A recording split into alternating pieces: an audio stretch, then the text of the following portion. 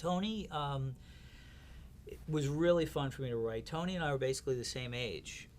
So aside from the obvious dissimilarities of me not being in the mob or anything like that, we had a lot of same reference points. We were early 40s. We came of age at the same time. So a lot of the touchstones of his life, pop culture references, things like that, were similar. A lot of the attitudes were really similar. Just his psychology. Tony's from New Jersey. I was from Brooklyn. Just his attitudes about things. Again, also, being connected into a, I grew up in a neighborhood. It was, more or less a tough neighborhood in a sense. I'd been in my share of fights, and I understood how Tony thought. So it was very easy for me to slip into that guy. I knew what Tony's opinions about things were going to be. If you gave me a situation, I could tell you what Tony Soprano thought about it. And whether or not I agreed, I guess I think I evolved in my own life past Tony Soprano, but I understood how I knew that Tony would feel a certain way. For example, there was an episode we did where Assemblyman Zellman starts dating Tony's old girlfriend. And he tells Tony about it. He said, "Listen, we met at a fundraiser. We sort of started dating. We sort of fell in love." Tony says, "God bless. She's a great girl. Good for you." I said that episode is going to end with this guy getting beaten to a fucking pulp by Tony. And I remember a huge argument in the writers' room with Robin Green, and she said, "Well, that doesn't make any sense. Tony said that it's okay." I said, "It doesn't matter what he said. What he's thinking is, of all the girls in New Jersey, you had to fuck my ex-girlfriend. And this is what's going through his mind all day long. And it's going to hit a weak spot, and something's going to happen. He's going to go and beat the shit out of this guy." And she said, "Well, that's ridiculous." I said, "He's a gangster. He's crazy. I'm not advocating this. I'm telling you, this is what he is thinking. And you find someone else to fuck. Fall in love with someone else, not somebody. But he shits his girlfriend. He's married." I said, "Robin, I get it.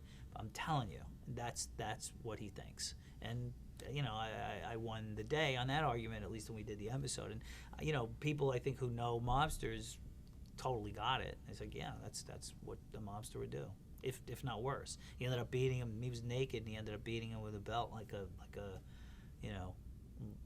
animal. It was horrible. So he developed and he changed, but there was always a base level consistency. I think he did evolve in certain ways, but then ultimately slipped back. I don't know that a leopard can change his spots, and I don't think, by age 40 to 50 with Tony, there's a lot of room for development.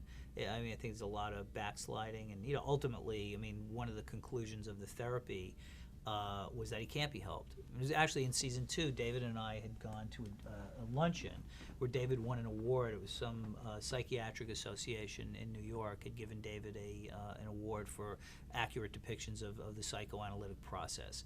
And during the luncheon, 3 separate psychiatrists presented papers about The Sopranos. It was really interesting, these scholarly analyses of the show.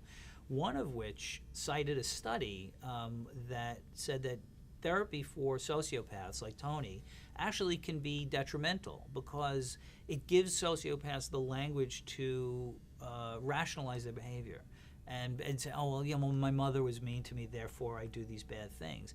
And it'll actually help them be better criminals. And ultimately, we would be better off not having gone to therapy at all. So we got in the car. David said, "I know how the series ends. I know how the therapy ends. I know the conclusion that after all these years of dealing with Tony, the conclusion is this was a waste of time. He can't be helped. I've actually helped him be a better criminal." Actually, there's one point where she references the Art of War by Sun Tzu, and Tony goes out and buys it and to help him be a better mob boss. You're like, that's not what I meant. I wasn't meant to do that. And it was really interesting that I think that week.